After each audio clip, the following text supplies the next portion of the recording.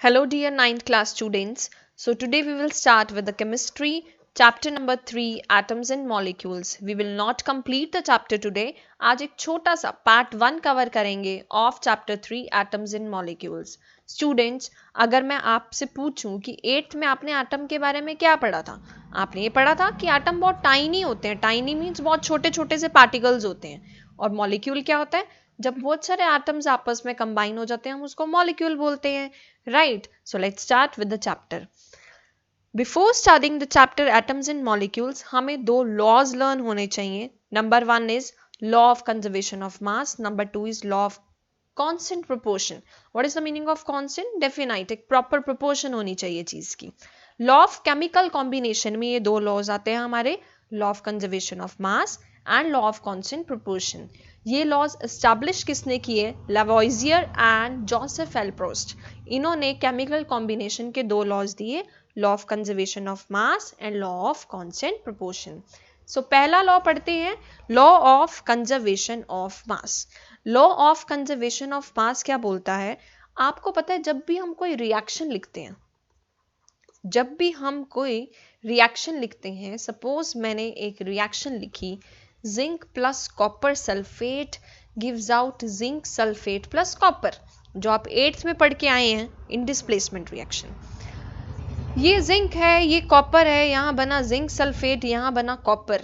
जितना amount zinc का है, अगर जिंक 1 है तो यहां पे जिंक 1 है. These are the reactants.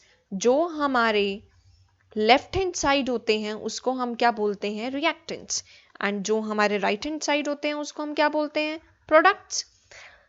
Reactant side zinc 1 है तो प्रोडक्ट साइड भी जिंक 1 है. रिएक्टेंट साइड कॉपर 1 है तो प्रोडक्ट साइड भी 1 है. रिएक्टेंट साइड सल्फर 1 है तो प्रोडक्ट साइड भी 1 है. ऑक्सीजन 4 है तो प्रोडक्ट साइड भी 4 है. तो यही तो होता है लॉ ऑफ कंजर्वेशन ऑफ मास.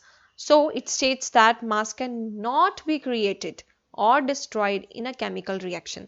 ना तुम एक्स्ट्रा मास को बना सकते हो, ना अपनी मर्जी में मैं Zn2 नहीं लिख सकती. No, zinc miss Zn, right. A plus B gives out Cd. This is reactants and these are the products. Means mass of reactants A और B का मास किसके इक्वल है? C और D. तो क्या कहने का मतलब निकला? That mass of reactants is equal to mass of product. नया मास कहीं भी नहीं बन रहा. So this is law of conservation of mass. Moving on the second law, law of constant और definite proportion. Constant means proper, एक proper proportion होना चाहिए. ये लॉ क्या कहता है? It states that element combine in their definite proportion. Na means Na4 नहीं कर सकते. Na मीन्स Na के फॉर्म में ही वो कंबाइन करेगा, प्रॉपर रेशो में कंबाइन करेगा. It states that the element combines in the definite proportion of mass to give compounds. और in a chemical substance the elements are always present in definite proportion by mass. यहाँ पे देखो हमने proper proportion लिया था, right. अगर zinc का मास यहाँ पे 35 है सपोज, तो वहां पे भी कितना होगा? 35 ही होगा, वहां 40 नहीं बन जाएगा. For example, compound CO2 can be obtained by various ways. C plus O2 gives out CO2. C plus O2 gives out CO2. This is the common reaction. अगर हम CaCO3 को ब्रेक डाउन करते कैल्शियम कार्बोनेट, तब भी हमें क्या मिलता है? CaO plus CO2, right. यहाँ पे देखो, इसको ब्रेक डाउन करा तब भी यही मिला. तो CO2 का जो अमाउंट C plus O2 में था वही CO2 का अमाउंट यहाँ पे है. मीन्स कार्बन और ऑक्सीजन की रेशो हमेशा क्या रहती है? 12:32. 12:32. अब ये रेशो कैसे निकली? मास नंबर से. कार्बन का mass atomic number 6, mass number 12. Oxygen का atomic number 8, mass number 16. 16 plus 16 देखो, 2 ऑक्सीजन है ना. 6 प्लस 6 12. 1 1 1 32. तो कौन सी रेशो आई? 12:32. So this is law of constant और डेफिनाइट प्रोपोर्शन. आगे चलते हैं. Dalton atomic theory. देखो एटम के बारे में मेन किसने बताया? डेल्टन ने. डेल्टन एक साइंटिस्ट थे जिन्होंने हमें डेल्टन एटॉमिक थ्योरी दी. उनका फर्स्ट स्टेटमेंट क्या थी? कि जो एटम है, जो मैटर है, वो बहुत छोटे छोटे टाइनी पार्टिकल से बना है, जिसको हम क्या बोलते हैं? एटम्स. एटम्स हमारे को विजिबल नहीं होते. एटम्स हमें विजिबल नहीं होते. एटम्स को ना ही क्रिएट कर सकते हैं और ना ही उनको डिस्ट्रॉय कर सकते हैं। Atom of same element are similar.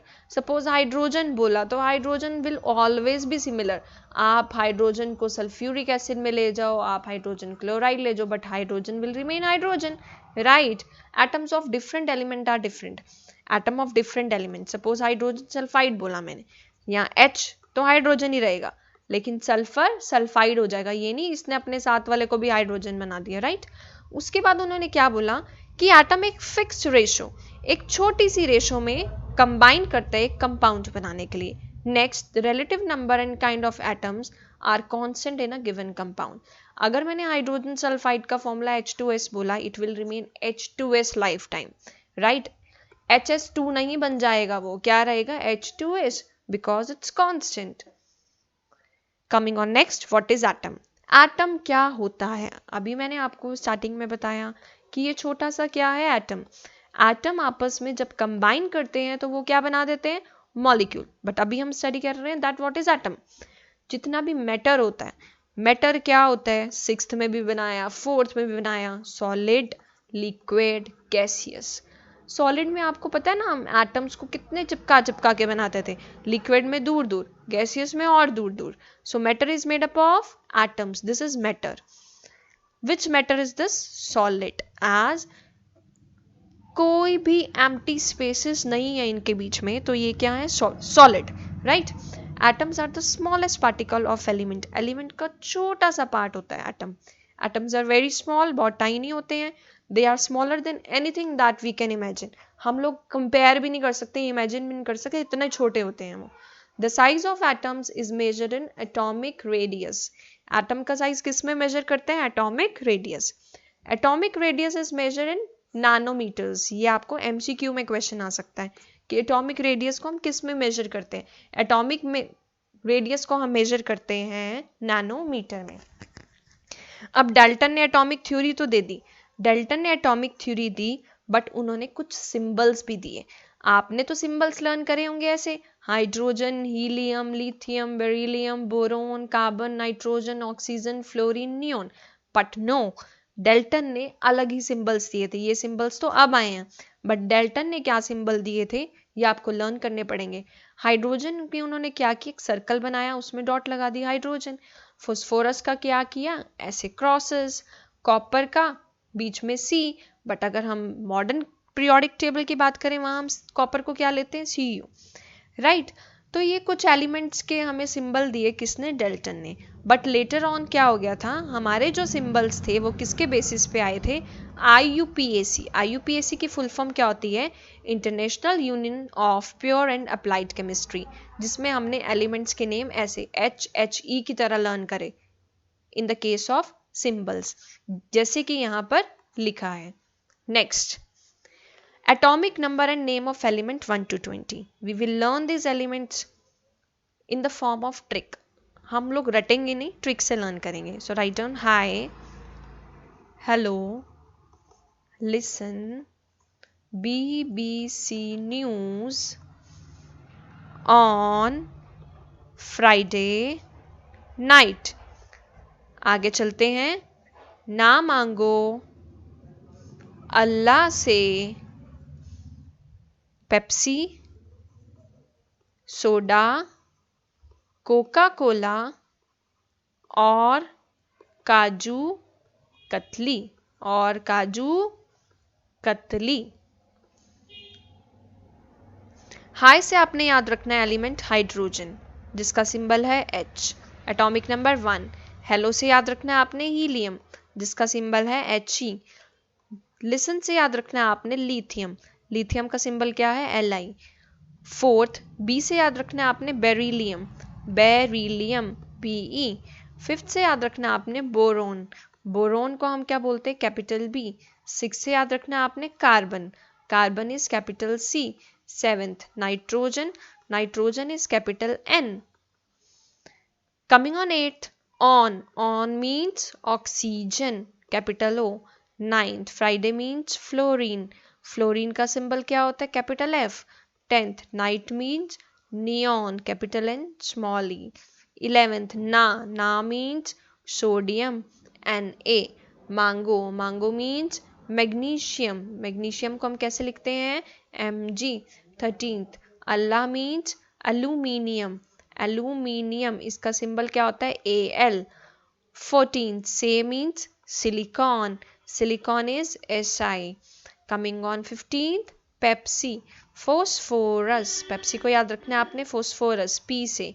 16th, soda, soda means sulfur, capital S. Coca Cola means chlorine, Cl. Or means argon, Ar. 19th, काजू means potassium, potassium का सिंबल क्या होता है, K. 20th, last is katli, katli means calcium, capital C small a. So these are atomic number and name of the element 1 to 20. अब आपको याद रखना है जो एटॉमिक नंबर होता है उसको हम किससे रिप्रेजेंट करते हैं, Z से.